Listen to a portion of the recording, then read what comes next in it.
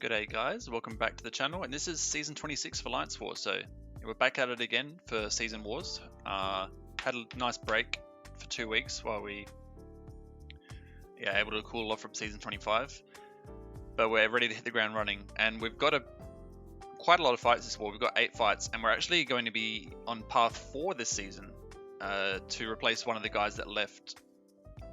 So yeah, no more path 3 on this channel. And we're going to be starting, so the team we brought is Doom, Omega Red and Warlock. And we're up against these guys, I think it's Sum Kuik, I think that's how you pronounce it, I'm not sure actually. But they were running Bulwark, which was another element we had to consider. So we will fight quite a few Bulwark defenders in this war today. Starting off with an Annihilus, who is a metal defender. But Doom obviously is a great Bulwark counter because he can place the shock debuff that will get rid of the indestructible. You see it does there, and puts the Bulwark indestructible on cooldown, which is nice. Now this fight also has steady build up and long distance relationship. So once we get 3 debuffs on us, he's going to get a pretty potent fury that won't go away until we lose all our debuffs. So we want to play we don't really want to take many hits into block at all, if at all. And we also don't want to stay too close to him for too long. And so we're doing that pretty well at this point. We get to special 3, and it's only a 5-star Annihilus, so this is a pretty chill fight to start the war off with. And we also were running a bit of MD, which helped. And there he goes down. So we had to wait for that Professor X to go down. I think someone used a torch. And now we've got 3 fights lined up before our section 2 path. And we're going to be starting off with a power stack Mysterio. We do have quite a few green 30% boosts, so we're going to pop one of those, because why not? So Mysterio, just like Annihilus, he's also a Bulwark defender. So we will have to consider that, but again, Doom just can pretty much completely ignore Bulwark for the most part. And we have to be careful with Mysterio, obviously. We won't be able to hit him after he throws his special attacks. After the special 1, we'll take damage back, and after the special 2, we have a chance to miss, so we don't want to risk that. It's only a 5-star Mysterio, so we're just going to play it slow and safe. There's no chance of us timing out or anything. We're just going to be trying to build up to our first special 3. And in hindsight, I probably should have dexed before throwing the special 3, because the special 3 actually... the Fury got eaten by Power Snack, so I'll try not to do that in the future should I have to take this fight. But it's not a huge deal, like we don't need the extra attack. It just makes the fight a little bit longer.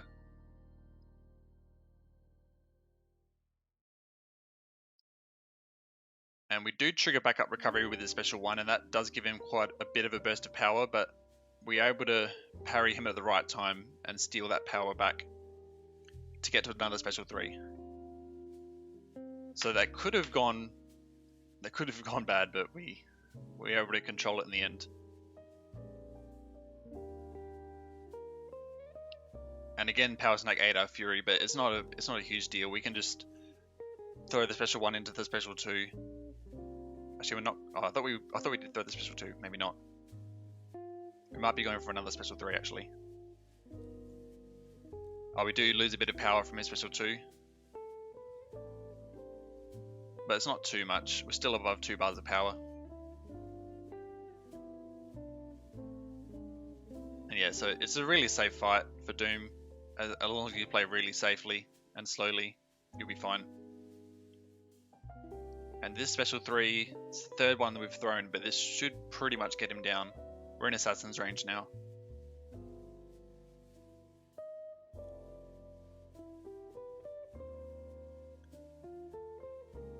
And there we go. No, we thrown special 2, I think. Yep. So yeah, 100 hits for the fight. So it was pretty long. We could have definitely done it quicker, but we barely lost any health. Like it was a really safe fight, really clean fight. So now we're going to be taking this Mixmaster Korg. We're going to wait for the Magneto guidance boost to be put on, and there it is. And I considered using Omega Red, but we weren't running Suicides at the time. I probably could have turned Suicides on, since we don't actually need Doom past this. Actually, no, sorry, we did actually. We need him for the next fight, but... yeah, Doom can do this fight without the pre-fight, but it is much easier with it, just for letting those parries stick. The only thing is, the passive stun actually pushes him back quite a bit, quite a bit more than a regular stun does, so we're not able to start our combos with a light attack. You see, the first light always whiffs. So we're just going to be sticking to medium, light, medium combos. And he has Power Focus 1, which means we're not going to be able to do a regular Doom cycle at all really, since he's not going to be able to get to a Special 3 or a Special 2 easily. So we're just going to be cycling Special 2s instead, and that does the job pretty well. The Incinerates are doing quite a decent amount of damage since we're boosted.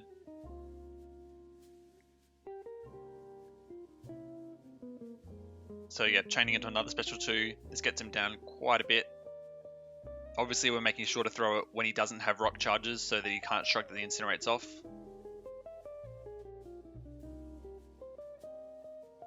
So yeah.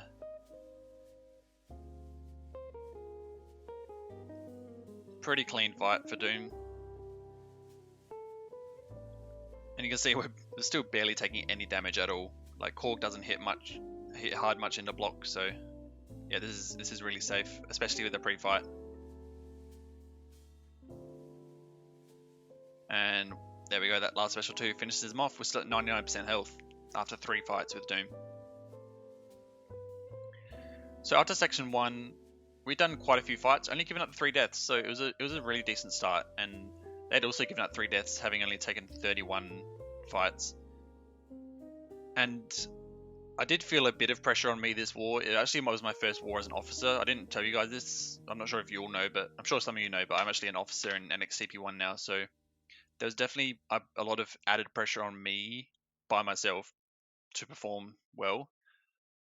But that combined with the inexperience of Path 4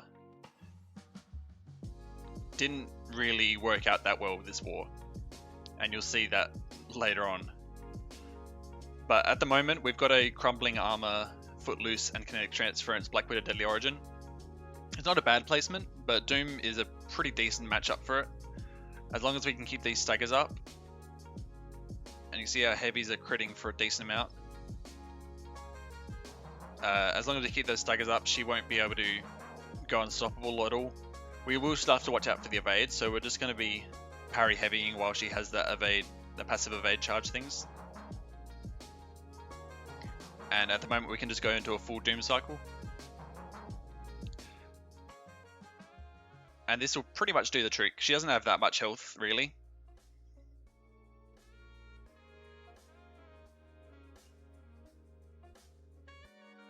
And yeah, finishing off with a 10k medium, which is nice. So yeah, about Path 4, I've actually taken Path 4 in my previous alliance, like right when it first came out. I think I started on Path 5 and then transitioned to Path 4 after that, but it's been a very long time since I've done Path 4, so I was definitely a bit nervous, and I definitely didn't do enough preparation learning about each matchup heading in. And you'll definitely see that, not in this fight, but the next fight. But this fight, we have a steady build-up, unblockable, and spry Mr. Fantastic.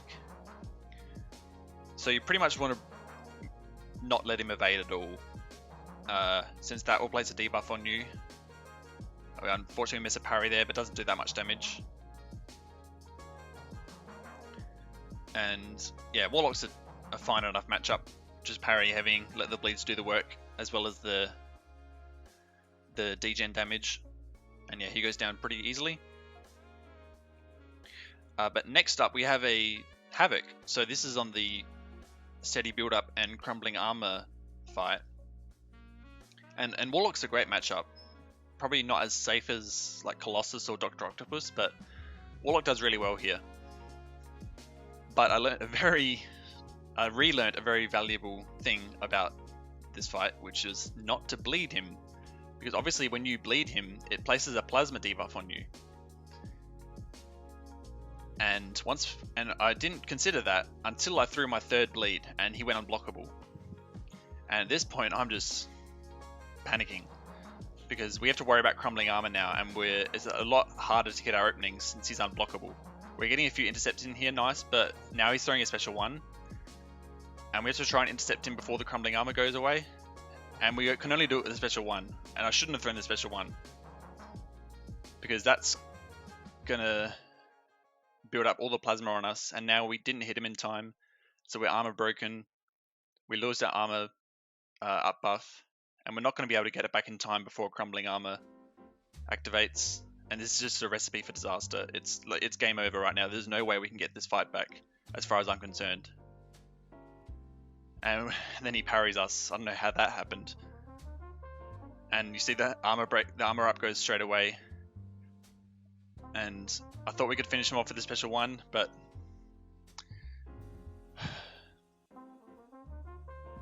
it didn't, and we died.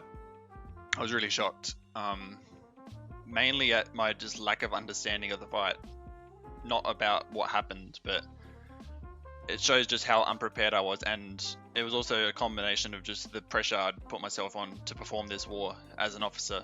So it was really unfortunate. It's something I shouldn't have died to, and it's something I would never die to again in the future, now that I know that simple mistake I made. But fortunately, this was, as you can see, we've done really well as an alliance so far. We're going to get up to 7 deaths out of 120 fights. They've given up almost twice as many deaths, taking half the amount of fights. So looking back on it, it wasn't a big deal, considering this was a really easy war for us. They were a lot lower in prestige and hero rating, so we had a significant advantage heading in, and we knew that, but that didn't mean we had to take our fights lightly, because, you know, every attack bonus counts when it comes to pushing for tier 1, which is what we're trying to do.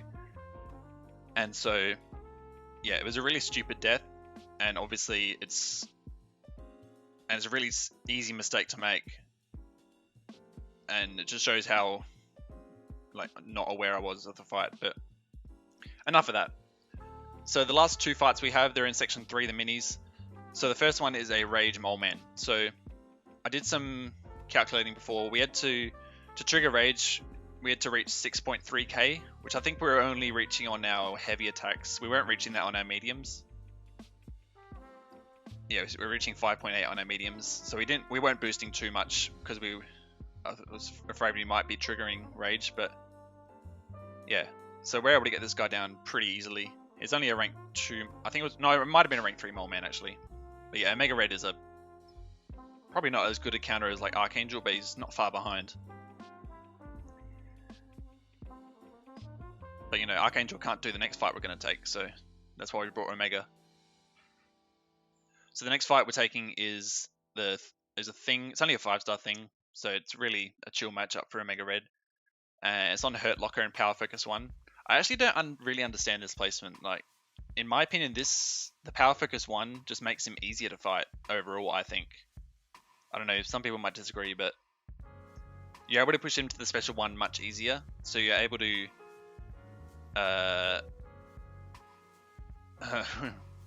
we get hit by, but it's not a big deal, we don't lose too much health. But yeah, it's much easier to push him to the special 1, and so it's much easier to manage his rock stacks that way. And you see, we're pretty much going to get him down almost even before he gets to 15. We're going to bait out this 1 special 1 here, hit him with to get to 13, bait out a heavy, counter with our own heavy, that gets him to 15. So we just have to bait out 1 special attack, and that will be it. We do get back into the corner, but not a big deal. We're able to dex it in the corner, and he goes down. Yeah, so really simple fight for Omega Red, and that was our war. All 8 fights.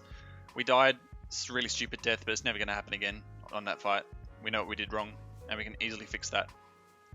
And we won the war very comfortably. They didn't even actually fully explore. They let us have 2 defenders remaining, so it was an extra 500 points. And proud to say that the defense I planned for BG3 got 27 of our 48 kills, so that was really satisfying to see. And yeah, so it was a good start to the season. We usually have a pretty rough start to the season in this alliance, but yeah, it was good in our push back to tier 1. Hopefully we can get there soon enough. But anyway, guys, thanks for watching, and I'll see you in the next war. Peace.